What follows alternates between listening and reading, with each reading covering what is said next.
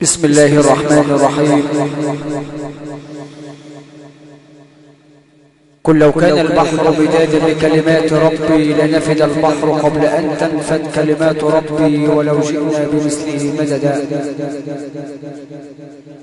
قل إنما أنا بشر مثلكم يوحى إلي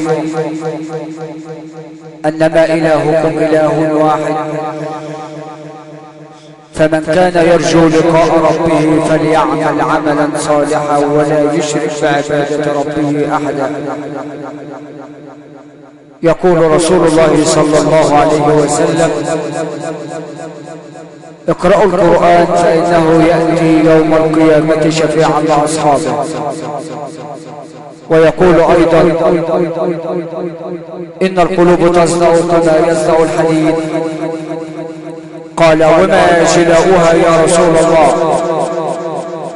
قال: ذكر الله. فيا من يعاني الدنيا لا بقاء لها، يمسي ويصبح في الدنيا سفارا. هلا تركت للدنيا معانقة حتى تعانق في الفردوس أفكارا. إن كنت تبغي جنان الخلد تسكنها فينبغي لك ألا تأمن النار. عليك يا سيدي يا حبيبي يا شفيعي يا رسول الله.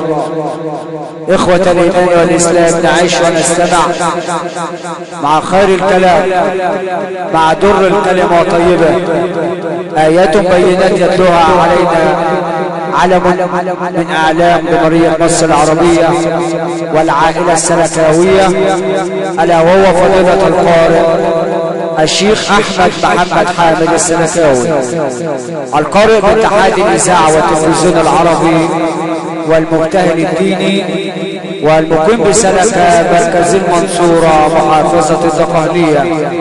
ندعو له بالتوفيق ولنا ولكم بخير الاستماع، إنه ولي ذلك وهو القادر عليه، فليتفضل مشكورا.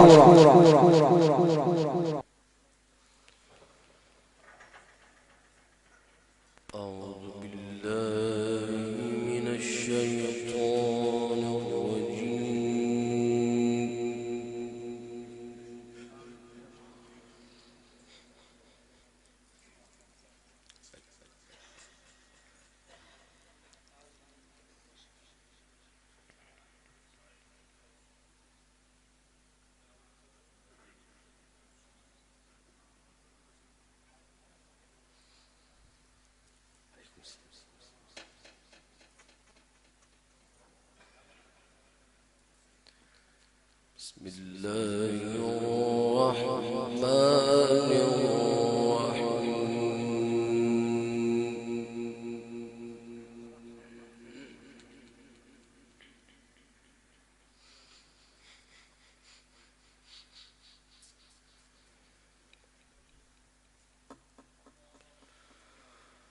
ولقد جئتمونا فرادا كما خلقناكم أول مرة.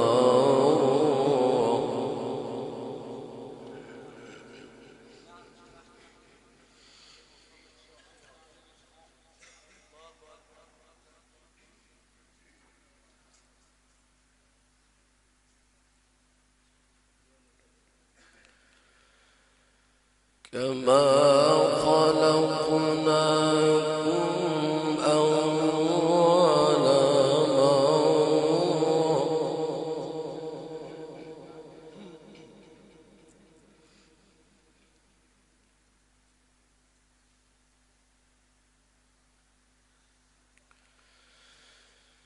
كما خلقناكم أول مرة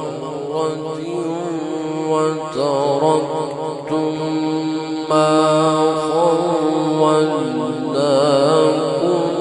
وراء ظهوركم.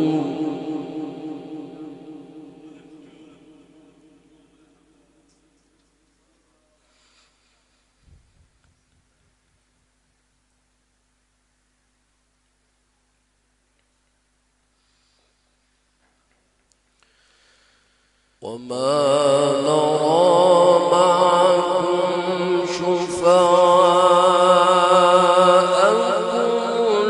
الذين زعمتم أنهم فيكم شركاء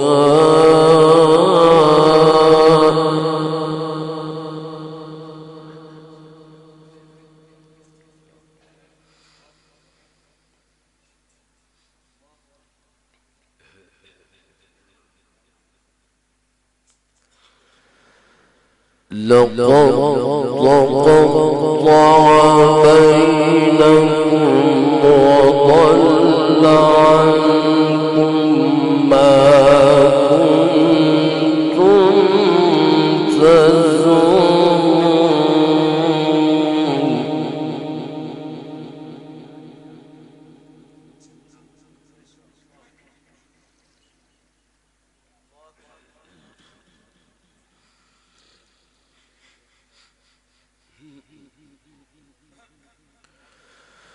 إن الله فالق الحب والنوى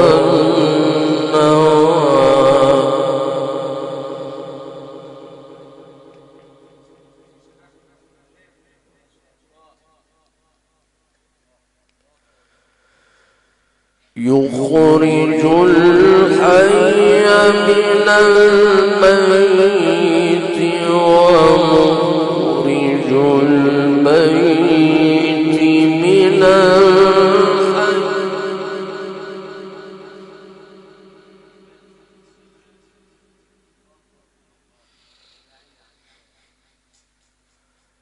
ذلكم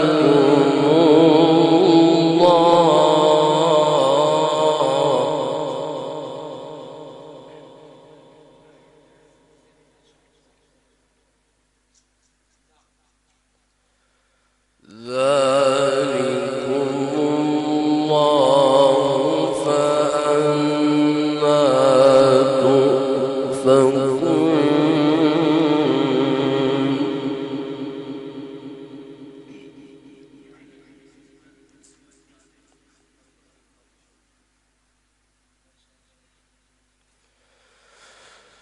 ولقد جئتمونا فرادا كما خلقناكم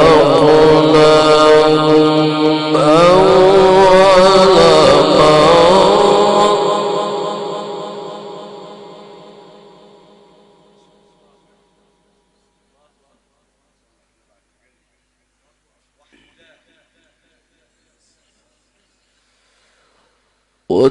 وتركتم ما خولناكم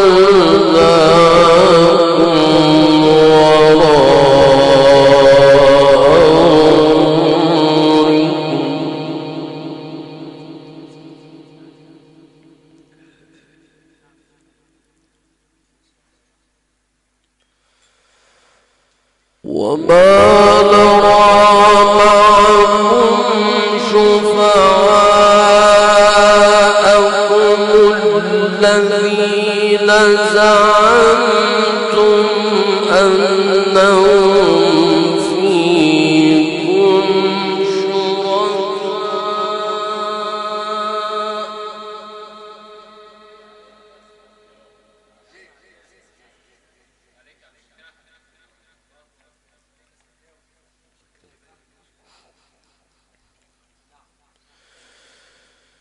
لقد تقطع بينكم وضل عنكم ما كنتم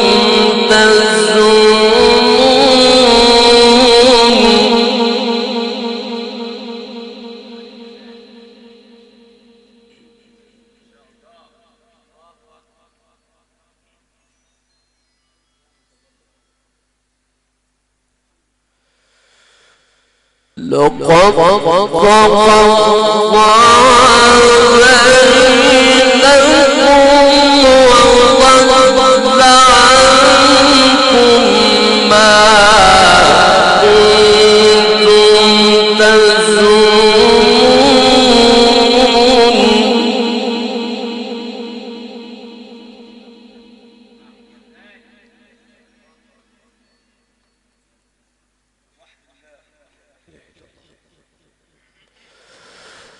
إن الله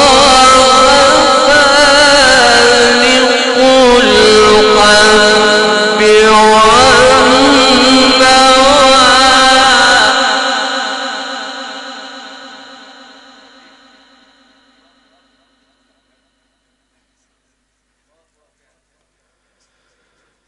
يخرج الحي من الميت ومخرج الميت من الحي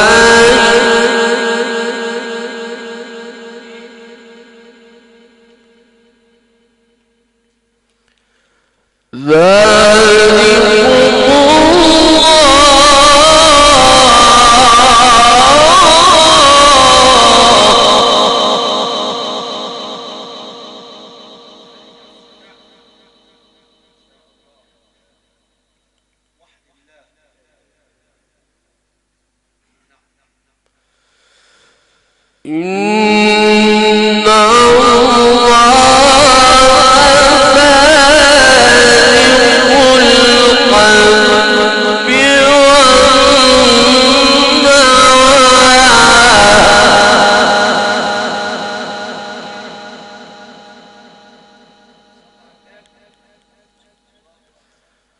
يخرج الحي من الميت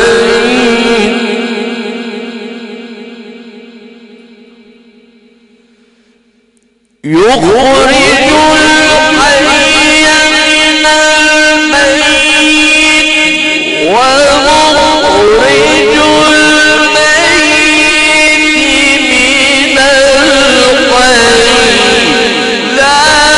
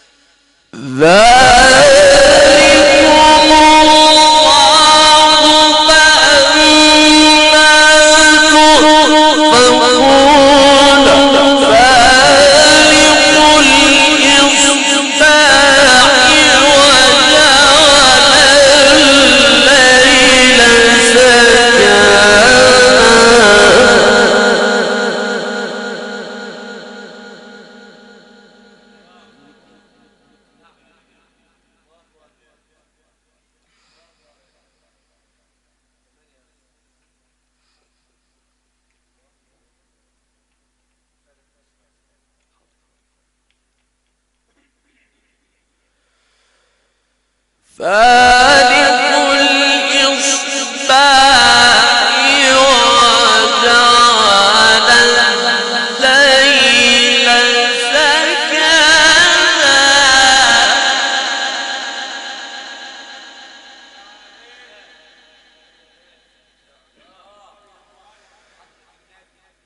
وجعل الليل سكنا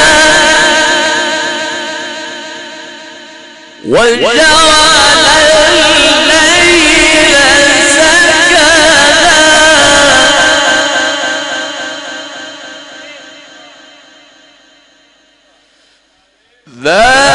ذلكم الله فأما تؤفكون فالق الإصباح وجعل الليل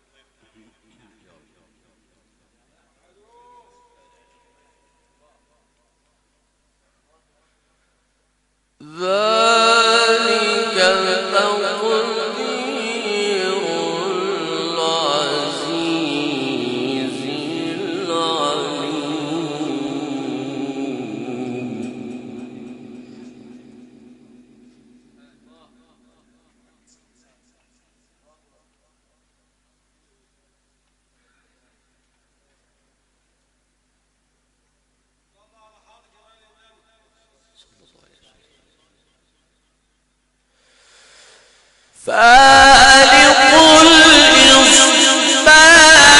وجعل الليل سكنا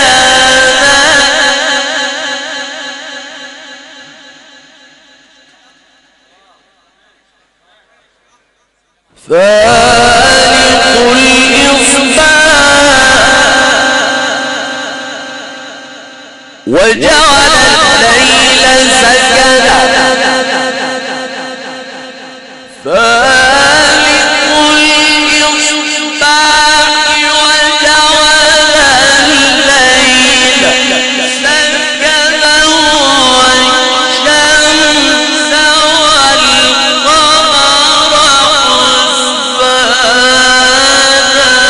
والقمر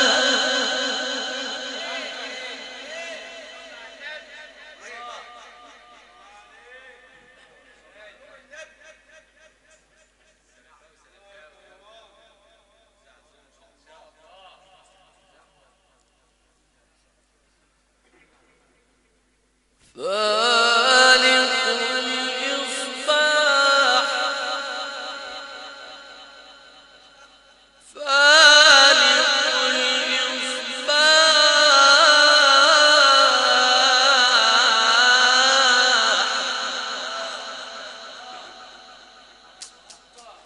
وجعل الليل سكنا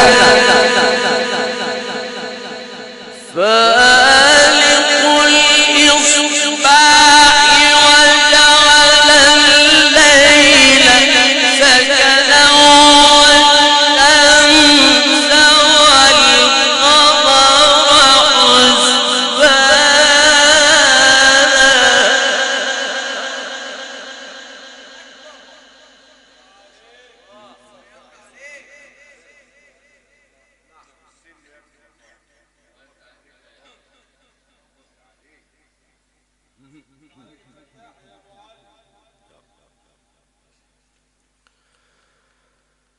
ذلك تقدير العزيز العليم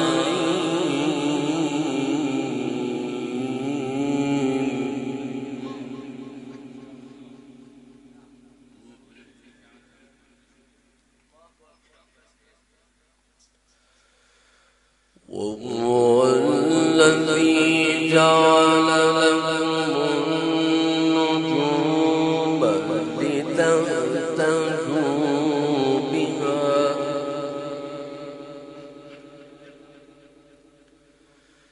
لتهتدوا بها في ظلمات البر والبحر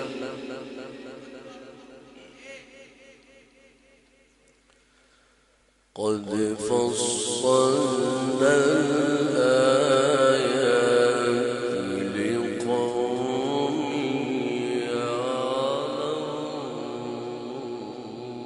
يعلمون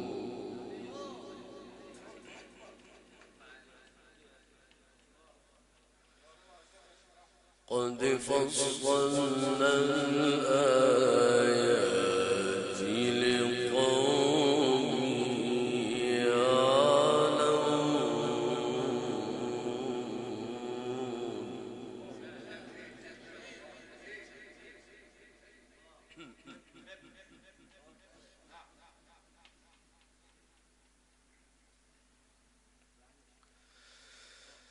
وهو الذي أنشأكم من نفس واحدة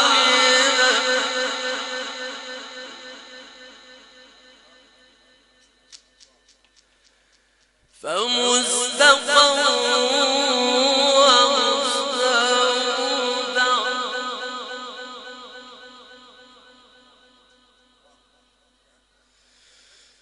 وهو الذي أنشأكم من نفس واحدة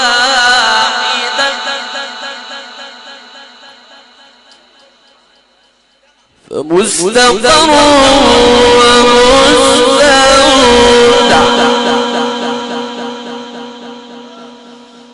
وهو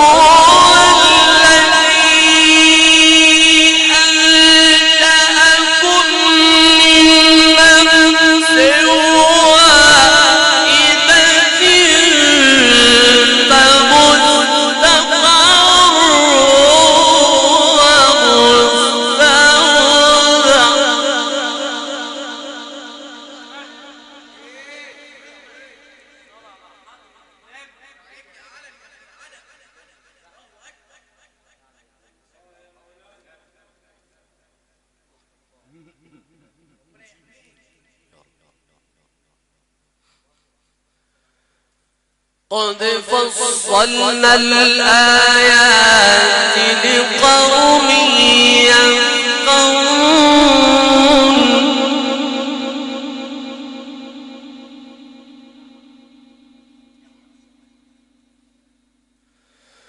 وهو الذي أنزل من السماء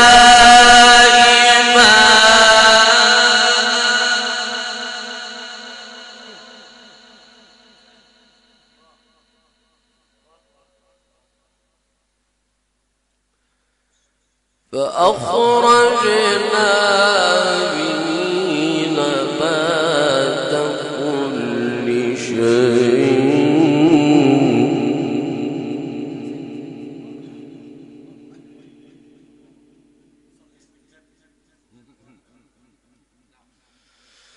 وهو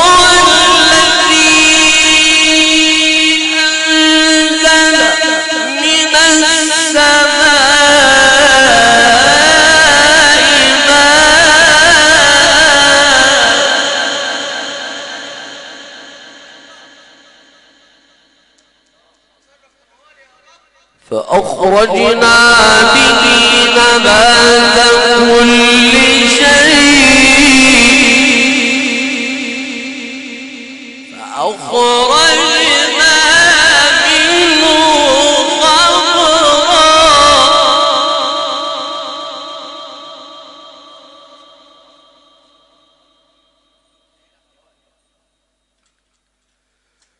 خضرا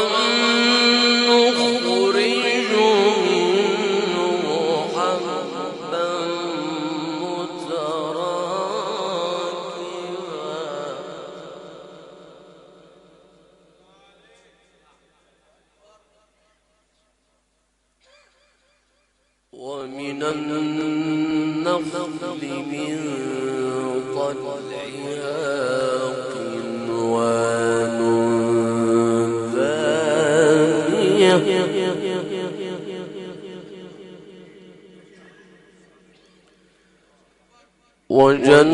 وجنات من أعناب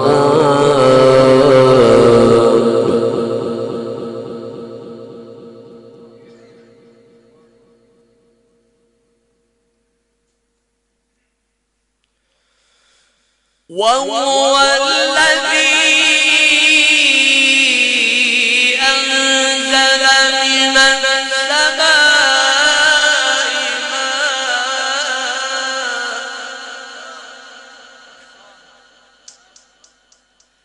فأخرجنا به نبات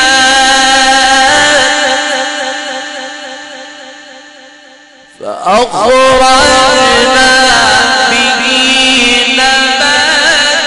كل شيء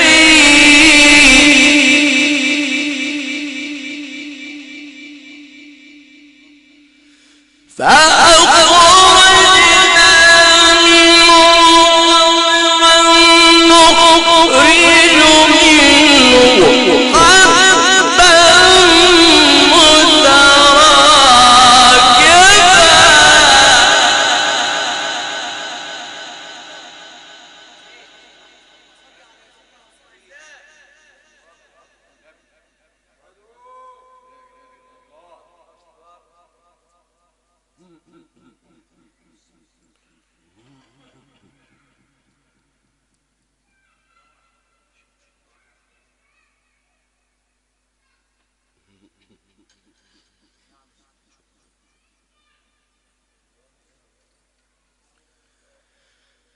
ومن النخل من طلعها قنوان دانية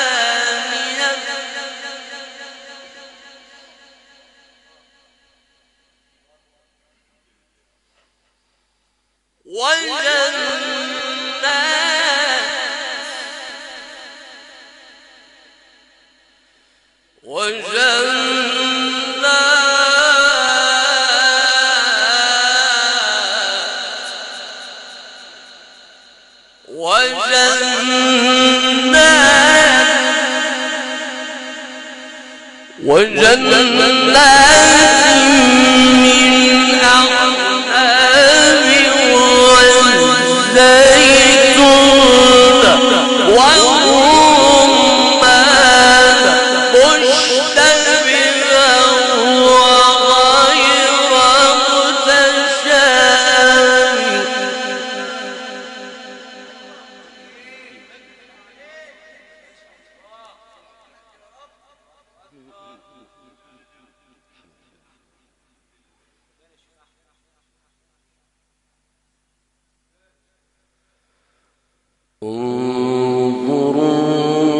انظروا إلى ثمره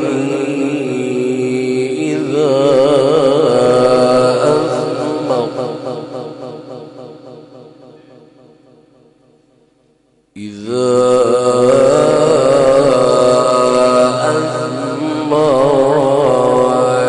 أثمر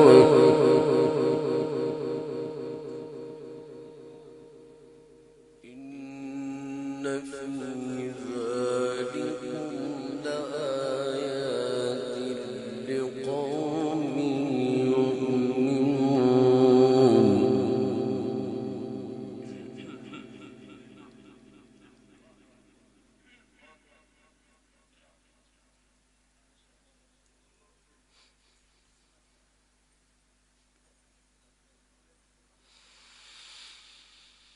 وجعلوا لله شركاء الجن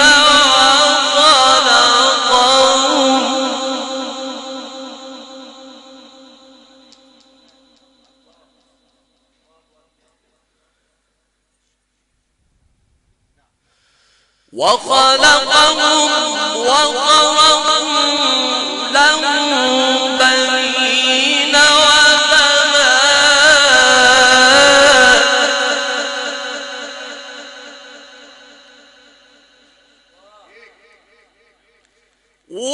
وخلقهم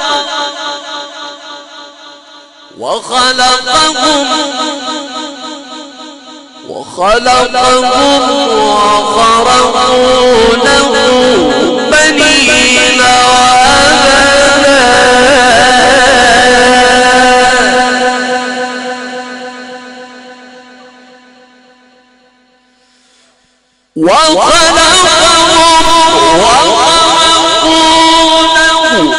بنين وبنات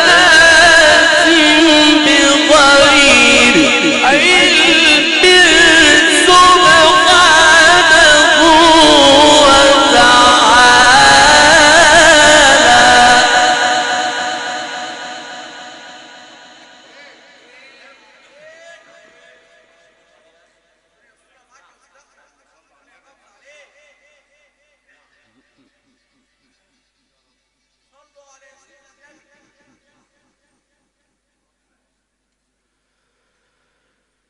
سبحانه وتعالى عما يصفون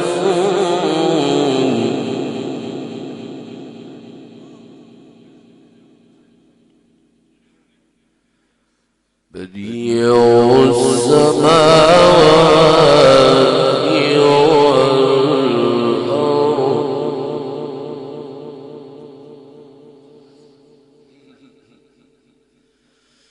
وجعلوا لله شركاء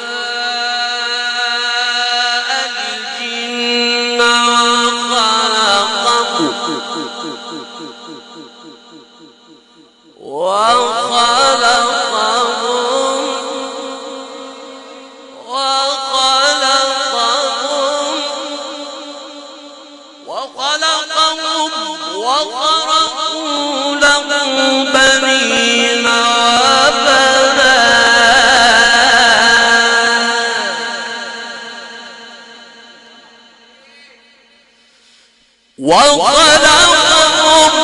وخرقوا له بنين وبنات بغير علم سبحانه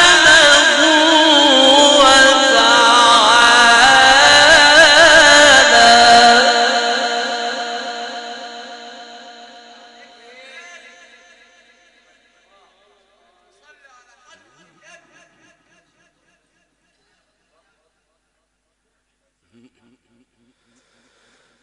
سبحانه وتعالى عما يصفون. بديع السماوات والأرض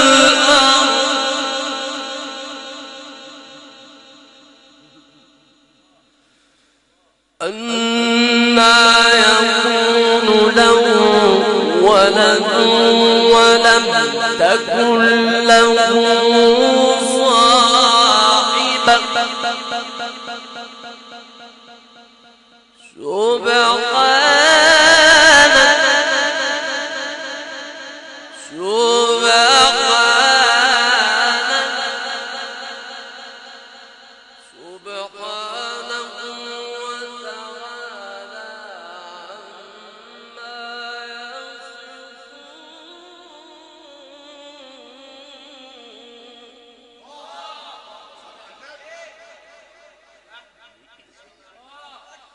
سبحانه وتعالى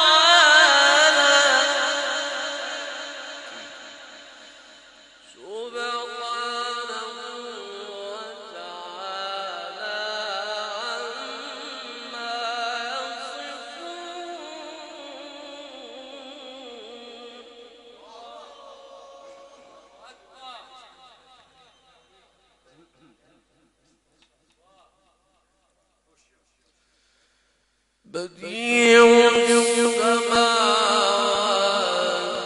والأرض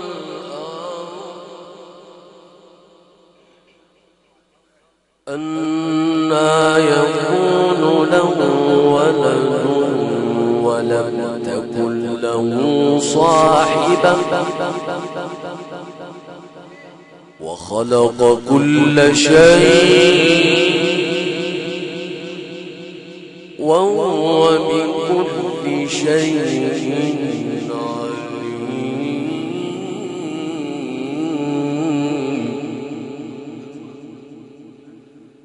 ذلكم الله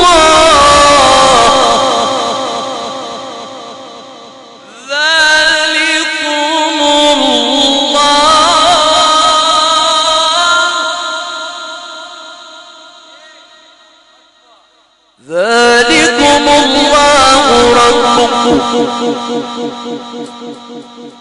لا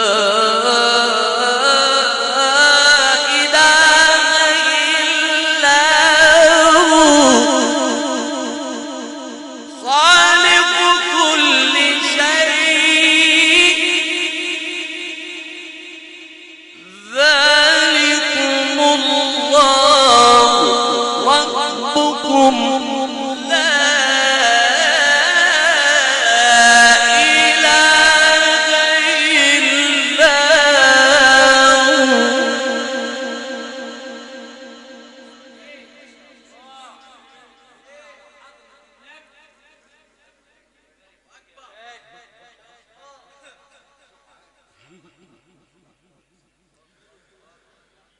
خالق كل شيء فاعبدوه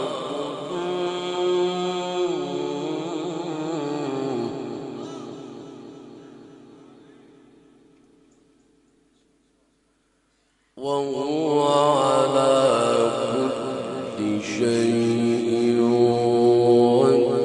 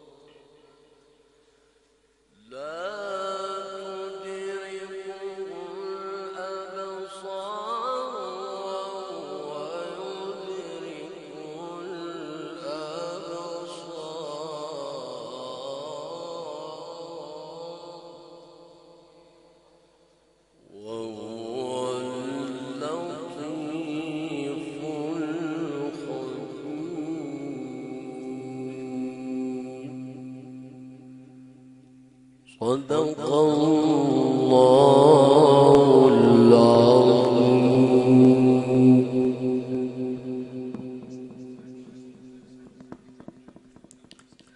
بسم الله الرحمن الرحيم. لو أنزلنا هذا القرآن على جبل لرأيته خاشعا متصدعا من خشية الله، وتلك الأمثال نضربها للناس لعلهم يتفكرون. هكذا يا إخوة الإيمان والإسلام عشنا في رحاب الله ومع كتاب الله، مع من تخشع له الجبال ويسبح الطير بحمده في الغدو والآصال، مع آيات مباركة طيبة تلا علينا فضيلة القارئ الشيخ أحمد محمد حامد السلكاوي، القارئ باتحاد الإذاعة والتلفزيون العربي، والمقيم بسلكة مركز المنصورة محافظة الدقهلية. نقلت عليكم إحدى وحدات الإذاعات المحلية والأنوار الكهربائية ومخازن الفراشة الكبرى والخدمة الفندقية الممتازة بصاحبها أولاد البحيري بنا وصلبة، وشكر الله سعيكم.